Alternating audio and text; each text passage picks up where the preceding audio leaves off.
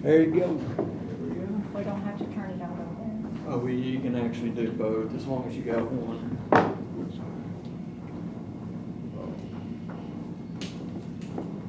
Technology. We're ready. All right, okay.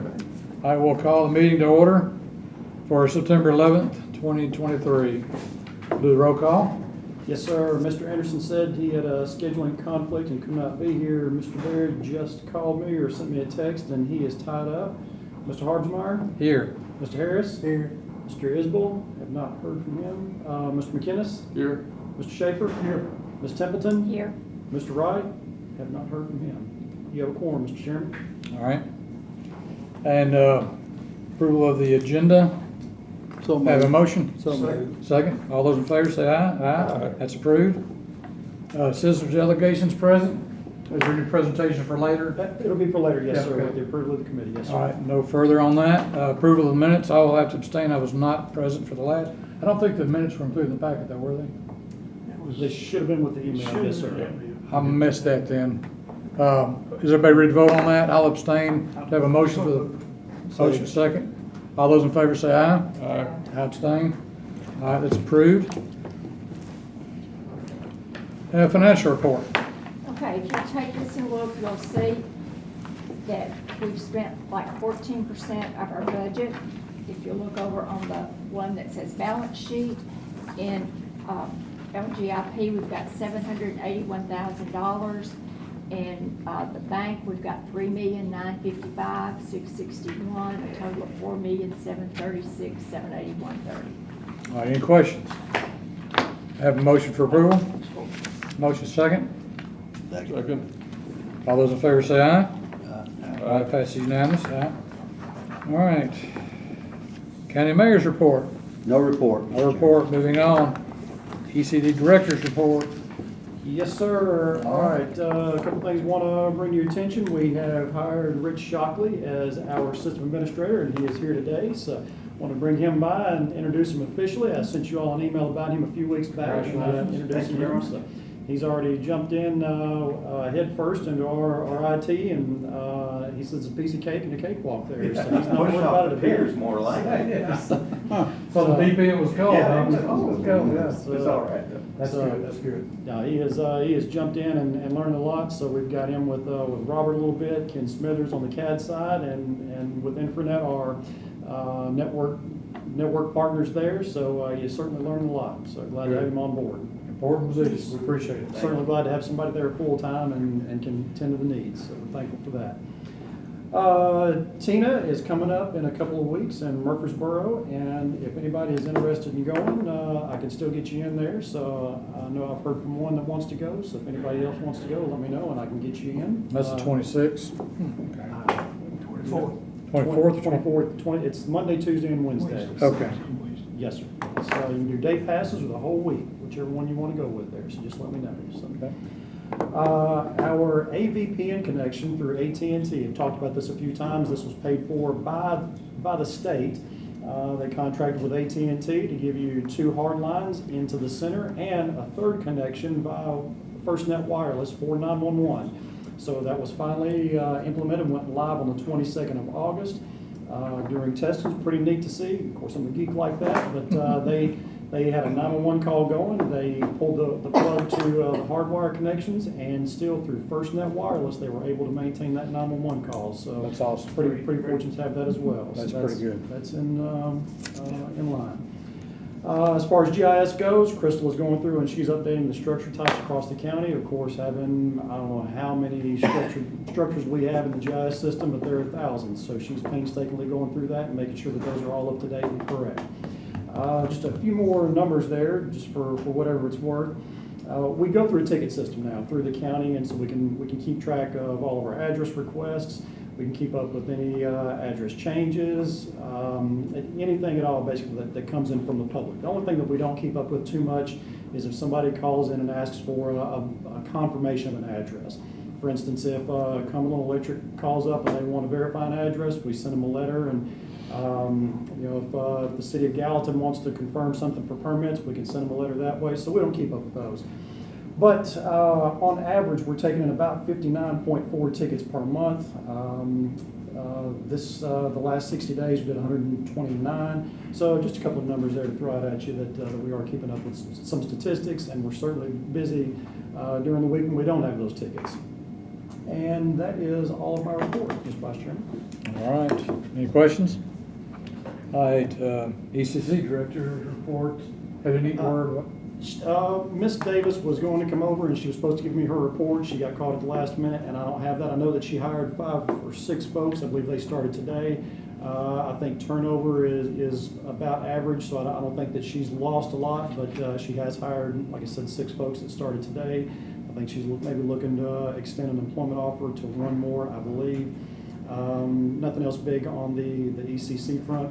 We did, and I forgot to mention this in my report, we did have a failure on Wednesday night with our power store, which is our backroom hardware. Totally unexpected. Rich has been going through the logs extensively since last Wednesday to figure out what happened. Fortunately, we're all pretty either close to the ECC or we were able to remote in and make some changes. We were able to reroute our admin lines, our 911 lines.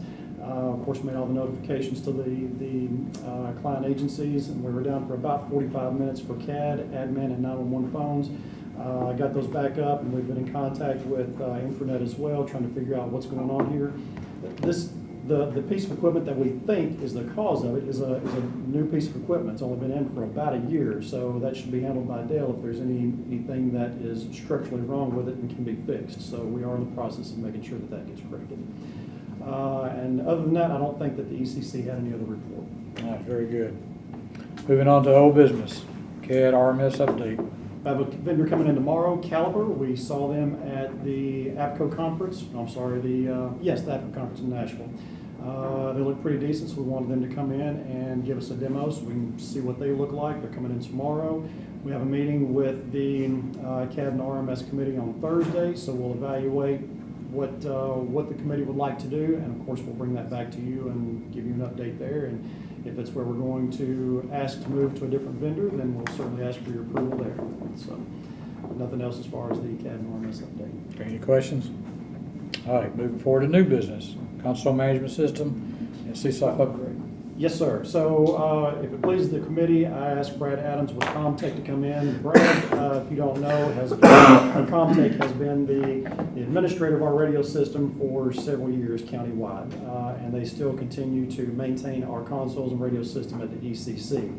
The console management system and the CSOF upgrade is something that we've been looking at since October of last year. I believe I added in the quote that Brad gave us last year. So we went back and forth on that, and so finally Christy and I have decided this is probably something that we should move forward with. But if it pleases the committee, Brad's much smarter than I am and can probably explain things where I won't muddy them up. So if you don't mind allowing Brad a few minutes to explain the console management system upgrade. May I sit or you rather me stand? Come on. The console management system is a new product from the manufacturer of the console that has been out for about a year or so now. But what it affords the ECC is something that they really need desperately, and that is to be able to use what's called an alias in the console. Every radio in the radio system has a unit ID that is 7 to 8 digits long. And the way it's broken down, if you understand the structure of it, you can interpret it and know. Paul knows what I'm talking about specifically. He helped us with the fleet mapping when we did it. You can tell if the unit is a mobile, a portable, and what the badge number of the officer is, or what the number of the fire truck. One of the biggest problems ECC has is with fire trucks and ambulances and things of that nature. Their numbers are very cryptic, and a fire truck has more than one radio on it. It has one in the front, one in the back. They've got portables for each seat in the truck. So when a firefighter gets in trouble in a fire or something happens and they're calling Mayday, it's hard for them to discern, looking at those numbers, who that is. The console management system gives us the ability to create aliases in the console that take that 8-digit number and break it down to firefighter seat A, B, C, D, or the driver or the captain or the pump panel or whatever on a fire truck. Same thing with an ambulance, Same thing with a police officer with a portable on his hip. You can make it say his name if you want to. But what this console management system does is it gives us the ability to change those things quickly on the fly. One of the big problems with unit IDs in law enforcement and public safety is that you build out a radio system, and your radio system has about 2,500 to 3,000 subscribers or radios, a portable radio or a mobile radio in a vehicle, or a radio in the dispatch center.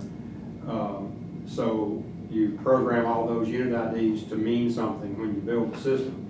As time goes by, law enforcement officers get promoted from patrol to captain to lieutenant to sergeant or whatever, and instead of them taking their radio that they had and going, they get the other guy's radio that had the thing, but their number's still the same, or their number changes. And now they're identifying as 501, and the radio ID says they're 510. So the dispatcher has no way of knowing that change is taking place. So this system gives the ECC a big advantage in being able to get daily rosters from law enforcement and knowing which officers got which radio, and you can actually go in and make those changes just that quick. And that way the name that shows up on the console when the radio talks reports it accurately that it's Officer Johnson, portable, or something like that, or it's ladder 1 cab, or ladder 1 pump, or ladder 1 firefighter seat A, or something like that, something that has meaning to it. That's the biggest advantage to this right now for the ECC. And I know that Mike has put forth a lot of effort, and we've given him some names of people in the industry besides ourselves that are familiar with it, that have implemented it and used it, and gotten their feedback on it. And we actually were able to show it to them at the APCO show a few weeks back when that was in town. The other thing that this particular manufacturer is doing is they're moving their product towards everything that comes along, like new features and things like that, are going to be managed by this system. So that's why it's a really good time for them, if everybody sees fit, to upgrade them to the latest version. The CSOFT part of this is the software that runs on the computers at the ECC. 25 positions, 18 at the center on Airport Road, and 7 up at the HPD site, which is the backup site. And when you have to make these changes in those positions individually, it's very time consuming. This system allows you to make those changes in the management system and then push it out to each position, and saves a lot of time and effort on that part. But going forward, any new features and things like that that were added to it are going to be, this is going to be necessary. Right now, it's going to be necessary then in order to have those features. And may I mention the fact that right now we got a huge concession from the manufacturer. They're giving us the software upgrade in exchange for them purchasing the console management system itself. And that deal, I was told by the manufacturer at the end of the year, the price point's going to change, and that deal will no longer be available at that time. And that's no pressure. I'm just putting it out there. And that software upgrade, so we just went from 7.5 to 7.7, right? Yes, and the way the software upgrade works, you start out at version 6, you have to pay for the upgrade to version 7. As long as you're on 7, you get upgrades all the way through 7, incremental upgrades. And now we're at the point 7.7 is the last version of version 7, and the next version is 8.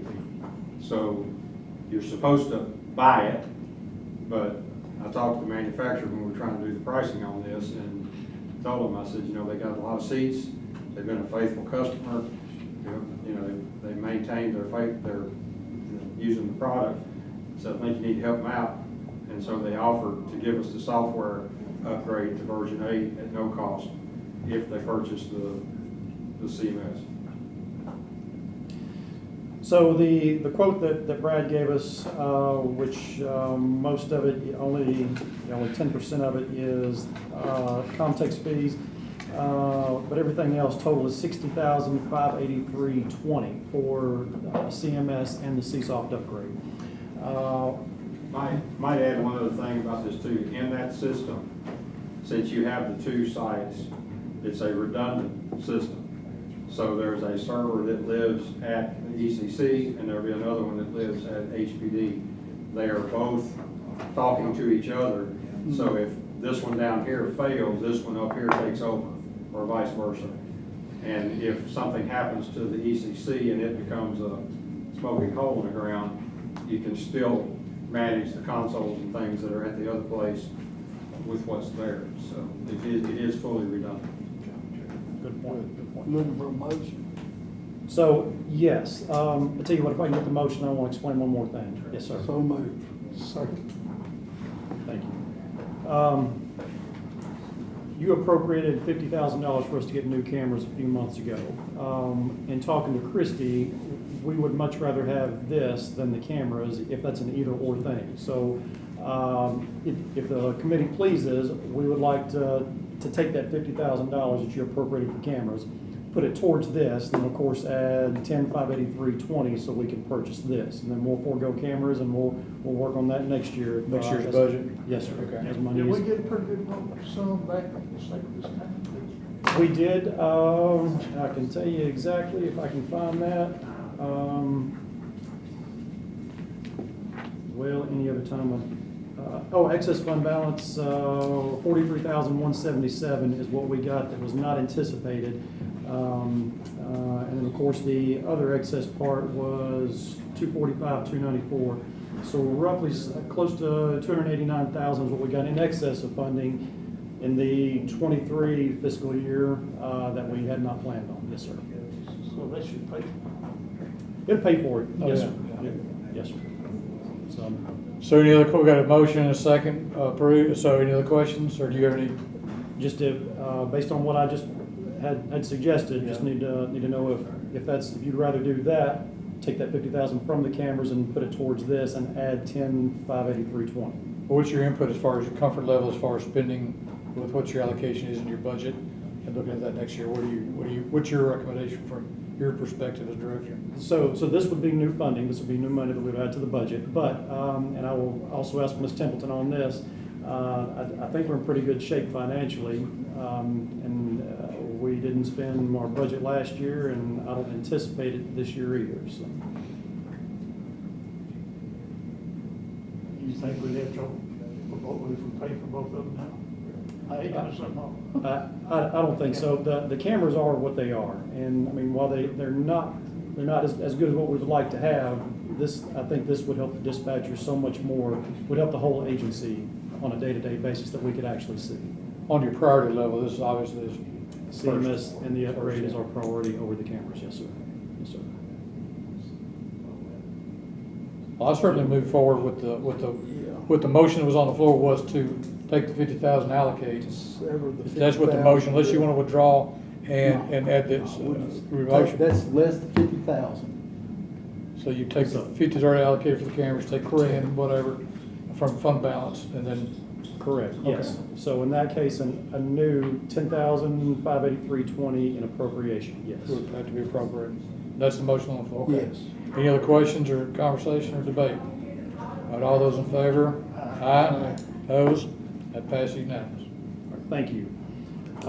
Team Day passes for all employees in 9/26. I would like for all of the ECD employees to attend one day of the TINA conference. I think 9/26 is going to give them the most benefit, and I would ask your permission that we can close the office on 9/26 only so the employees can attend the TINA conference. I think that's, to my perspective, is that's your call, and I certainly support that. I don't know that it needs a, I think it's local, it's beneficial, and I think you should take advantage of it, so we certainly support that. Unless We you get a lot of compliments. Oh, yeah, that's good stuff. It's done in Murfreesboro, right Yes, sir. here. Yes, sir. I certainly support your decision in that. Thank you, sir. C, the director's bond, no change in there, just for the rest of 23 and 24, and that should have been in the attachment as well. All right. So moved. Any other conversation, discussion, questions? Motion Do I have a adjourned. motion to adjourn? In a second, all in favor, say aye. Aye. Thank you. Great to see you all. everybody. Next meeting, November 13th. Okay. Thank you all. Very good. Can you turn that off? Hey, I brought this